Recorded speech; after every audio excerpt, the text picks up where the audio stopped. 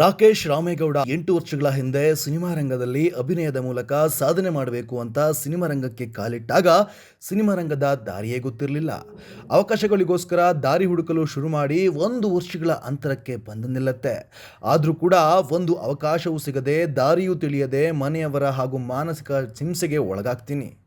ಆ 1 ವರ್ಷದ ಕೊನೆಯ ದಿನಗಳಲ್ಲಿ ಅರ್ಧರಾತ್ರಿಯಲ್ಲಿ ಮಾನಸಿಕ ಹಿಂಸೆಗೆ ಒಳಗಾಗಿ ಟಿವಿ ನೋಡುತ್ತಿರುವ ಸಂದರ್ಭದಲ್ಲಿ ಒಂದು ಇ ಮ್ಯೂಸಿಕ್ ಎಂಬ ವಾಹಿನಿಯಲ್ಲಿ ನಿರೂಪಕರು ಬೇಕಾಗಿದ್ದಾರೆ ಎಂಬ ಜಾಹೀರಾತು ನೋಡಿ ಆ ದಿನ ಬೆಳಿಗ್ಗೆಯೇ ಆ ವಾಹಿನಿಗೆ 15 ದಿನಗಳ ಕಾಲ ಅಭಿನಯ ಸಿಗದಿದ್ರೂ ನಿರೂಪಣೆ ಸಿಗುತ್ತೆ ಅಂತ ಓಡಾಡಿ 15 ದಿನಗಳ ಬಳಿಕ ಮಾಧ್ಯಮದ ಜಗತ್ತಿಗೆ ಇ ಮ್ಯೂಸಿಕ್ ವಾಹಿನಿಯ ಸಂಸ್ಥಾಪಕರು ಆದ ಕುಮಾರ್ ಸರ್ ಅವರು ನಿರೂಪಣೆಗೆ ಅವಕಾಶ ಕೊಟ್ಟು ದೇವರಾಗ್ತಾರೆ. ಈಗ ನನ್ನ ಬಗ್ಗೆ ನಾನು ಮಾತಾಡಬೇಕು ಅಂತ ಬಂದಾಗ ಒಂದು ನಶ್ವರ ಅಷ್ಟೇ. ನಾನು ನಮ್ಮ ಬಗ್ಗೆ ಅಂತ ಮಾತಾಡೋಕೆ ಬಂದಾಗ ನಾವೊಂದು ನಶ್ವರ, ಒಂದು ಶೂನ್ಯ ಅಂತಾನೆ ಹೇಳಬೇಕು. ಯಾಕೆಂದ್ರೆ ಏನೂ ಅಲ್ಲ ನಾವು. ಸೊ ಏನೋ ಆಗ್ಬೇಕು ಅಂತ ಬಂದಿದೀವಿ, ಇನ್ನು ಏನೂ ಅಲ್ಲ.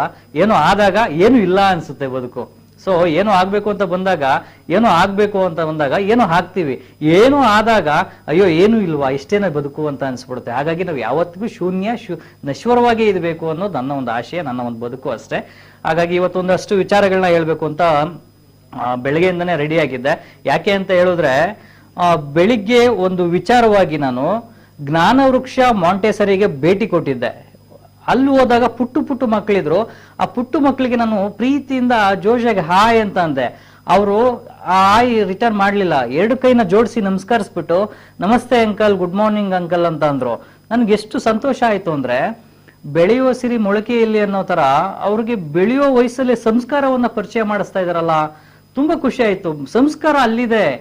ಅವರು ಕೊಟ್ಟ ನಿರೂಪಣೆ ಅವಕಾಶದಿಂದ ಹಂಸವಾಹಿನಿಯಲ್ಲಿ ನಿರೂಪಣೆ, ಉದಯ ಕಾಮಿಡಿಯಲ್ಲಿ ರಿಯಾಲಿಟಿ ಶೋನಲ್ಲಿ ಕಂಟೆಸ್ಟೆಂಟ್, ಸ್ಟಾರ್ ಸುವರ್ಣದಲ್ಲಿ ಮುದ್ದುಲಕ್ಷ್ಮಿ ಧಾರಾವಾಹಿ, ಯಡಿಯೂರು ಸಿದ್ಧಲಿಂಗೇಶ್ವರ ಧಾರಾವಾಹಿ, ಚಂದನ ವಾಹಿನಿಯಲ್ಲಿ ಸೂಪರ್ ಅತ್ತೆ ಪಾಪರಳಿಯ ಹಾಸ್ಯ ಧಾರಾವಾಹಿ, ಉದಯ ವಾಹಿನಿಯಲ್ಲಿ ಮದುಮಗಳು ಧಾರಾವಾಹಿ, ಕಲರ್ಸ್ ಕನ್ನಡದಲ್ಲಿ ಕನ್ನಡತಿ ಧಾರಾವಾಹಿ, ಜಿ ಕನ್ನಡದಲ್ಲಿ ಜೊತೆಲಿ ಧಾರಾವಾಹಿ, TV5 ವಾಹಿನಿಯಲ್ಲಿ ನಿಗೂಢ ರಹಸ್ಯ ಶೋನಲ್ಲಿ ನಟನೆ, ಯಶ ಎಂಬ ಸಿನಿಮಾದಲ್ಲಿ ಹಾಸ್ಯ ಕಲಾವಿದನಾಗಿ ನಟನೆ, ಐ ಆಮ್ ದ ಗಾಡ್ ಎಂಬ ಸಿನಿಮಾದಲ್ಲಿ ನಾಯಕ ನಟನಾಗಿ ಕಾರ್ಯನಿರ್ವಹಣೆ ಹಾಗೂ ಈ ಎಲ್ಲ ಸಿನಿಮಾಗಳ ನಂತರ ಸಲಗ ಸೂರ್ಯಣ್ಣರವರ ಮಾರಿಗುಡ್ಡದ ಗಡ್ಡಧಾರಿಗಳು ಸಿನಿಮಾದಲ್ಲಿ ಸಹ ನಿರ್ದೇಶಕನಾಗಿ ಹಾಗೂ ಹಿರಿಯ ಕಲಾವಿದ ಗಣೇಶ್ ರಾವ್ ಸರ್ ಜೊತೆಯಲ್ಲಿ ಮುಖ್ಯ ಭೂಮಿಕೆಯಲ್ಲಿ ಅಭಿನಯಿಸಿ ಮೊಟ್ಟ ಮೊದಲ ಬಾರಿಗೆ ರಾಜ್ಯದೆಲ್ಲೆಡೆ ಸಿನಿಮಾ ಬೆಳ್ಳಿ ತೆರೆಯ ಮೂಲಕ ಸಿನಿಮಾ ಬಿಡುಗಡೆಯಾಗಿ ಯಶಸ್ವಿಯಾಯಿತು.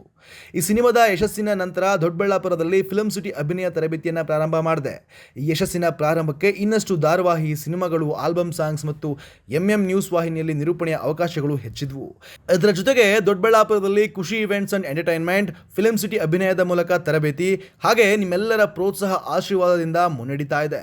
ಇದೇ ರೀತಿ ಸಿನಿಮಾ ರಂಗದಲ್ಲಿ ನಿಮ್ಮೆಲ್ಲರ ಆಶೀರ್ವಾದ ಸದಾ ಹೀಗೆ ಇರಲಿ ಅಂತ ಪ್ರಾರ್ಥನೆ ಮಾಡ್ತೀನಿ.